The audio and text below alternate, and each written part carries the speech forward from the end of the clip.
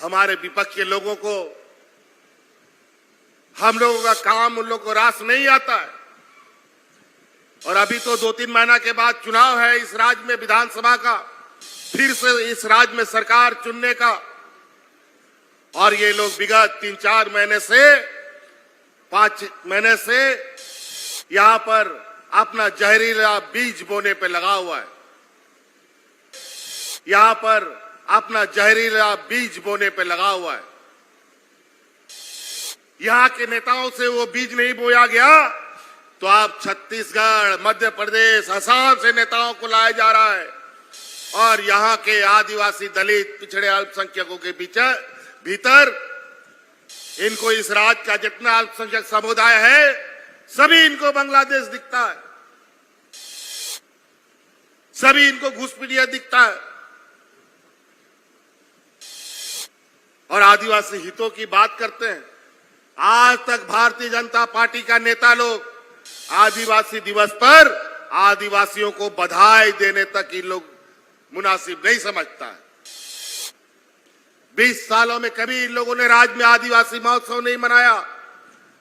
राज्य अलग होने के बाद इन्हीं के हाथ में देश राज्य का चाबुक था, बागडोर था।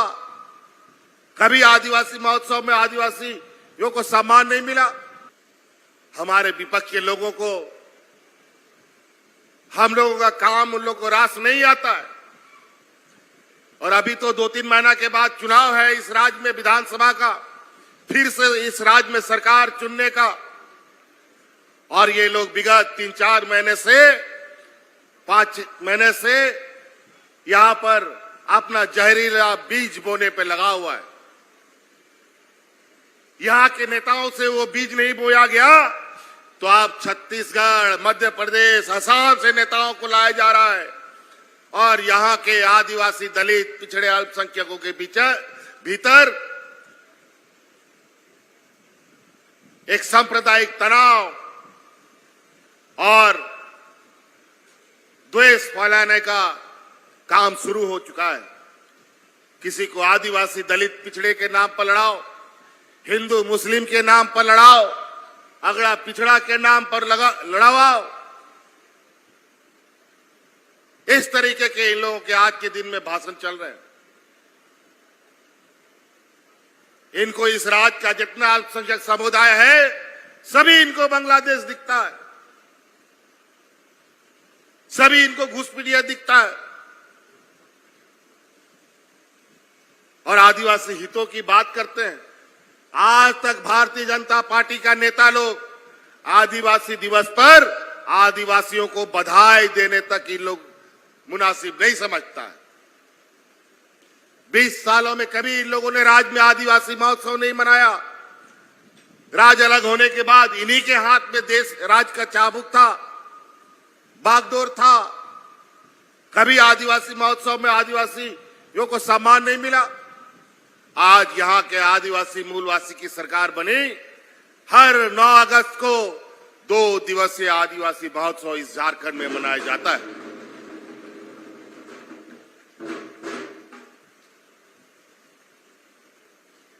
इन प्रकार जब से हम सरकार बनाए 1 घंटे के बाद से ये सरकार गिराने में लगे। रोज कुछ ना कुछ इतना षड्यंत्र। यहां जहां इनको सरकार बनाने का जनता मैंडेट नहीं देती है, सरकार बनाने का अधिकार जनता छीन लेती है, ये लोग धन बल के दम पर ईडी, सीबीआई के नाम पर विधायकों को, मंत्रियों को, सरकार को डरा करके, पदाधिकारियों को धमकी दे करके सरकार गिराने का काम में लगा रहता है। कई राज्य उदाहरण है जहां पर इन लोगों ने गलत, उल्टे सीधे झूठा आरोप लगा कर नेताओं को जेल में डाल दिया है। हमको भी 2 साल तक खदेड़ता रहा। जब आखिरकार ये लोग हमसे नहीं सका तो झूठा आरोप में जेल में डाल दिया। इन लोग को लगता है कि इस देश का सारा आदिवासी बोका है। हम मानते हैं कि हमारा आदिवासी समाज अभी तक उस मकाम में नहीं पहुंचा है जहां तुमसे तुम्हारे बराबरी की पढ़ाई करता हो, तुम्हारे जैसा लोगों का रिश्तेदार जजेस नहीं हो, वकील ना हो। हमारे आदिवासियों में ये कम तादाद में, लेकिन वो भी दिन आएगा। उस मकाम पर हम लोग भी धीरे धीरे पहुंचेंगे। इसीलिए हम लोगों ने एक एक कदम आगे बढ़ाया और आज आने वाली पीढ़ी मजबूती से अपना कदम बढ़ाए, इसके लिए पहले हम अपनी जड़ें मजबूत करेंगे, इस राज्य की महिलाओं को सशक्त करेंगे ताकि आने वाली पीढ़ी मजबूती के साथ अपना हक अधिकार लेने में ताकत जुटा सके। राज अलग होने के बाद या राज अलग होने से पहले आज भी हमारा गांव ऐसा पहाड़, जंगल, नदी किनारे में बसा है, जहां आज के दिन में कई महिलाएं ऐसी हैं जो ब्लॉक ऑफिस कभी देखा नहीं है। बीडीओ सीओ है, कौन है बीडीओ सीओ ये भी पता नहीं। डीसी और एसपी का तो बात का बात है, जिला कार्यालय तो बात का बात है, ब्लॉक कार्यालय तक नहीं देखा।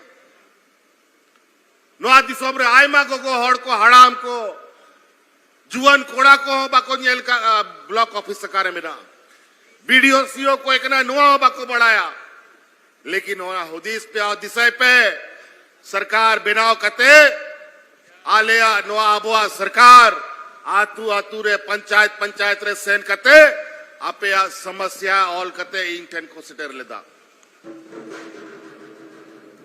अनेकों बार पंचायत में शिविर लग करके पदाधिकारी जा करके इस राज्य के गांव ग्रामीण क्षेत्र में कौन कौन समस्याएं हैं उन सब समस्याओं को निदान किया और जो नहीं हुआ वो हमारे तक आया। कभी कोई पदाधिकारी को आप लोग गांव में जाते हुए देखा था इससे पहले 20 सालों में? लेकिन यहां तो आए दिन पदाधिकारियों को हम लोग गांव भेजने का काम करते हैं। आपकी समस्या, आपके समाधान कैसे हो उस पर काम करते हैं।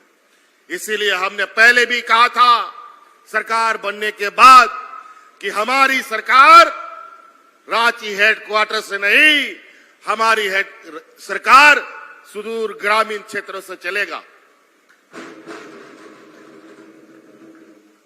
और आज इसी का नतीजा है कि गांव का आज एक भी बूढ़ा बुजुर्ग बिना पेंशन का नहीं है। आज पहले हमारे डबल इंजन की सरकार के लोगों ने इस राज्य में 20 साल में मात्र 15 लाख लोगों को ही पेंशन दिया था, और उसमें पता नहीं कितना बुजुर्ग, बूढ़ा और बूढ़ी लोगों का।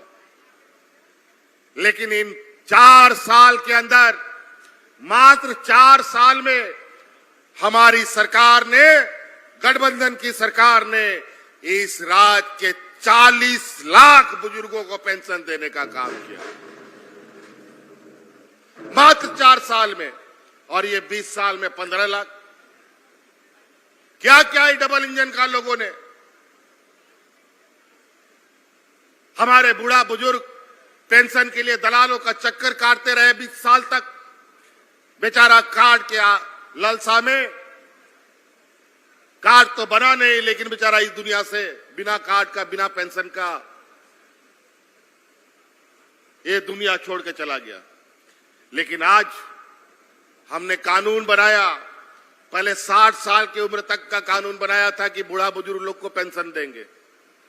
लेकिन हमारे कार्यकर्ताओं ने, हमारे पदाधिकारियों ने, हमारे नेताओं ने, विधायकों ने, सांसदों ने, मंत्रियों ने, सिर्फ हमारे जो सरकार सत्ता पक्ष के विधायक, नेता, कार्यकर्ता नहीं, बल्कि विपक्ष के लोगों ने भी हमसे आकर कहा कि सर 50-60 साल तो आप किए, बहुत अच्छा है, लेकिन 50 साल अगर यदि हो जाता तो इस राज्य का सारा गरीब गुरुआ को हम लोग पेंशन दे देते। हम भी विधायक हैं, हम भी गांव देहात घूमते हैं, हमारे विधानसभा क्षेत्र में भी ये बातें आने लगी, तो हमको लगा सही में ये राज्य तो गरीब है भाई, वर्षों से तो इस राज का शोषण होता रहा। इन लोगों के पास तो खाने का भी एक दो वक्त का जुटता नहीं होगा।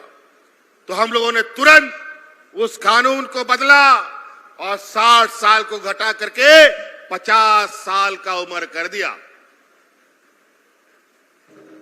अब तो दिया लगा करके ढूंढने से बूढ़ा बुजुर्ग नहीं मिलता है बिना पेंशन का। ये आज राज की स्थिति है और ये काम वही करेगा जो आपके बीच आपके दुख तकलीफों को जानता हो। और आज महिलाओं को लेकर अलग अलग योजनाओं को देखेंगे तो महिलाओं को लेकर सरकार के द्वारा बच्चा जन्म से लेकर मरने तक कुछ ना कुछ देने का काम कर रही है। और आज मुख्यमंत्री मैया योजना के माध्यम से लगभग 48-50 लाख महिलाएं जुड़ चुकी हैं।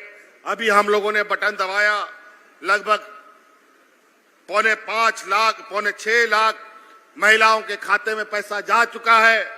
आप कल या परसों जाकर के पैसा निकाल लीजिए। 1,000 रुपया महीना और 12,000 टका साल का। और विचार कीजिए, सोचिए कि एक घर में अगर 3 महिलाएं हैं तो कितना 1,000 रुपये हो गया? 12 या 36,000 टका। और घर में बूढ़ा बूढ़ी माँ बाप लोग हैं तो उन लोगों का 24,000, तो 36 और 24,000 कितना हो गया? 60,000 टका रुपया जा रहा है हर घर पे। और हम आपको वादा करते हैं ये चुनाव खत्म होगा, अगले 5 साल के भीतर हर घर में 1-1 लाख रुपया पहुंचाने का काम हमारी सरकार करेगी। फिर किसी के पास भीख मांगने का जरूरत नहीं। इस राज्य का गरीबी का आलम इतना है जो हम लोगों ने करीब से देखा है। कई ऐसे गांव में महिलाएं हैं, पुरुष हैं जो तन ढकने के लिए उसके पास कपड़ा भी नहीं है बेचारा। लेकिन आज आपका ये भाई, ये बेटा इस राज्य का हर गरीब को साल में 2 बार कपड़ा देने का काम करता है। क्यों इन लोगों ने 20 साल सरकार चलाया तो महिलाओं को सम्मान नहीं दिया? क्यों बूढ़ा बुजुर्ग का लाठी देने का काम नहीं किया? क्यों यहाँ के हमारी बच्चियों को उनका भविष्य सुधारने के लिए कोई योजना क्यों नहीं बनाई? और आज सावित्री भाई फुले के माध्यम से अभी तक लगभग 9 लाख महिलाओं को हम लोगों ने जोड़ दिया। कई ऐसी योजनाएं हैं जो हम योजनाएं गिनाना शुरू करें तो हमारा जो विपक्ष है हमारी योजनाओं का बोझ तले जमीन के इतना नीचे चला जाएगा कि दोबारा उठ नहीं पाएगा। लेकिन इन लोगों को तो हिंदू मुस्लिम करना है, जात पात के दम पर अपनी राजनीतिक रोटी सेकते हैं। और आय मालिकाना नुकुआ एड़े एड़े कथा 2019 खन पहिल नोआ दिसोम रे हर रेंगेत को गुजु कांता है।